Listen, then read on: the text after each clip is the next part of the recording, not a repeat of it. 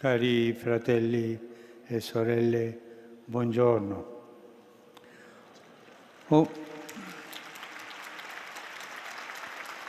Oggi riflettiamo sulla parabola del buon samaritano.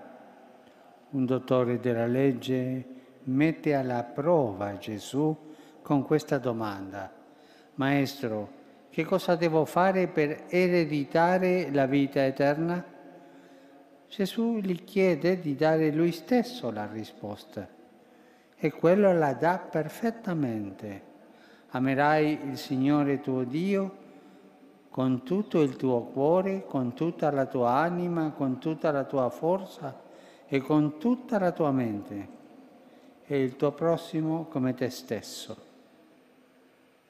Gesù allora conclude: fa questo e vivrai. Allora quell'uomo pone un'altra domanda che diventa molto preziosa per noi. Chi è il mio prossimo? E sottintende i miei parenti, i miei connazionali, quelli della mia religione. Insomma, vuole una regola chiara che gli permetta di classificare gli altri in prossimo e non prossimo, in quelli che possono diventare prossimi e quelli che non possono diventare prossimi. E Gesù risponde con una parabola che mette in scena un sacerdote, un levita e un samaritano. I primi due sono figure legate al culto del Tempio. Il terzo è un ebreo scismatico, considerato come uno straniero, pagano e impuro, cioè il samaritano. Sulla strada da Gerusalemme a Gerico, il sacerdote e il levita si imbattono in un uomo moribondo che i briganti hanno assalito, derubato e abbandonato. La legge del Signore in situazioni simili prevedeva l'obbligo di soccorrerlo, ma entrambi passano oltre senza fermarsi.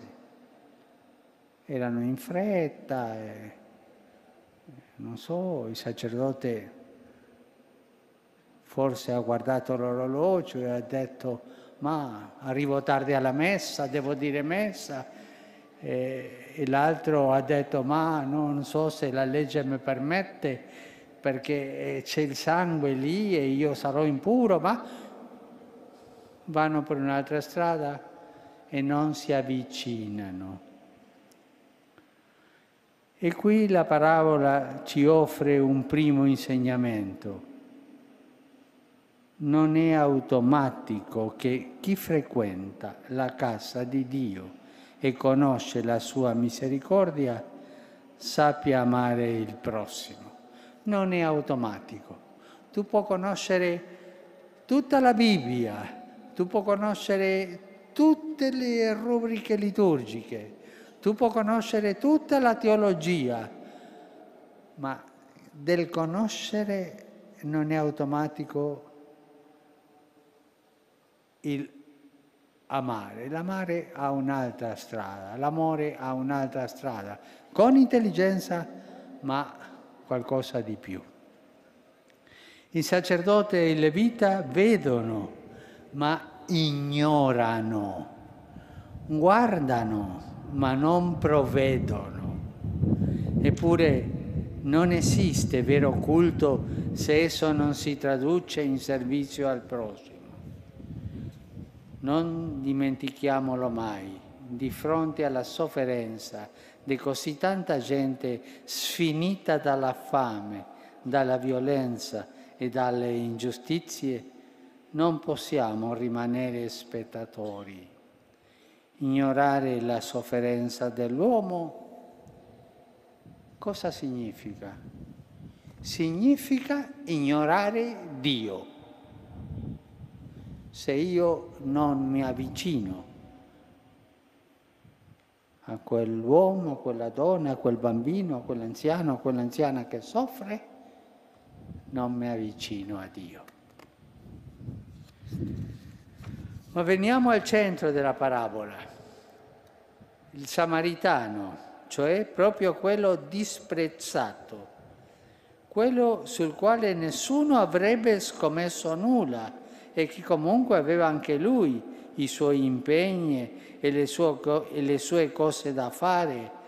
Quando vide l'uomo ferito non passò oltre come gli altri due, che erano legati al Tempio, ma ne ebbe compassione, così dice il Vangelo, ne ebbe compassione, cioè il cuore, le viscere si sono commossi.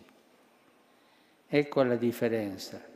Gli altri due videro, ma i loro cuori rimasero chiusi, freddi.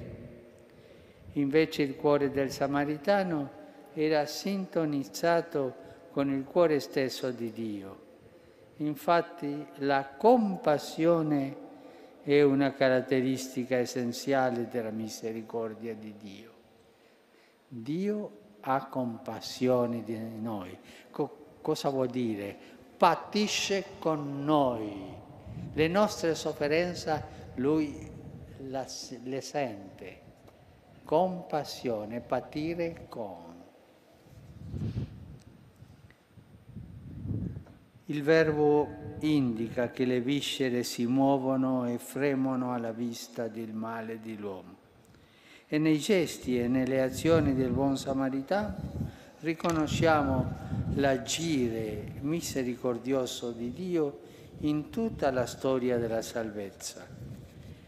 È la stessa compassione con cui il Signore viene incontro a ciascuno di noi. Lui non ci ignora, conosce i nostri dolori, sa quanto abbiamo bisogno di aiuto e di consolazione, ci viene vicino e non ci abbandona mai. Ma possiamo ognuno di noi farci la domanda e rispondere nel cuore: io ci credo? Io credo che il Signore ha compassione di me, così come sono, peccatore, ho tanti problemi, tante cose. Pensare a quello. E la risposta è sì, ma ognuno deve guardare nel cuore se ha la fede in questa compassione di Dio, il Dio buono che si avvicina, ci guarisce, ci carezza, e se noi lo rifiutiamo, Lui aspetta, è paziente, sempre accanto a noi. Il samaritano si comporta con vera misericordia, fascia le ferite di quell'uomo, lo trasporta in un albergo, se ne prende cura personalmente e provvede alla sua assistenza. Tutto questo ci insegna che la compassione, l'amore non è un sentimento vago, ma significa prendersi cura dell'altro fino a pagare di persona.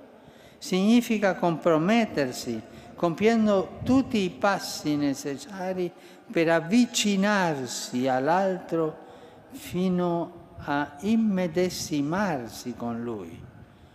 Amerai il tuo prossimo come te stesso. Ecco il comandamento del Signore. Conclusa la parabola, Gesù ribalta la domanda del dottore della legge e gli chiede: qui di questi tre ti sembra sia stato prossimo di colui che è caduto nelle mani dei briganti? La risposta è finalmente inequivocabile: chi ha avuto compassione di lui. All'inizio della parabola per il sacerdote e il levita, il prossimo era il moribondo. Al termine, il prossimo è il samaritano che si è fatto vicino. Gesù ribalta la prospettiva. Non stare a classificare gli altri per vedere chi è prossimo e chi no. Tu puoi diventare prossimo di chiunque incontri nel bisogno e lo sarai se nel tuo cuore hai compassione, cioè hai quella capacità di patire con l'altro. Questa parabola è uno stupendo regalo per tutti noi e anche un impegno. A ciascuno di noi Gesù ripete ciò che disse al dottore della legge. Va e anche tu fa così. Siamo tutti chiamati a percorrere lo stesso cammino del buon samaritano, che è figura di Cristo. Gesù si è chinato su di noi, si è fatto nostro servo e così ci ha salvati, perché anche noi possiamo amarci come Lui ci ha amato, allo stesso modo. Grazie.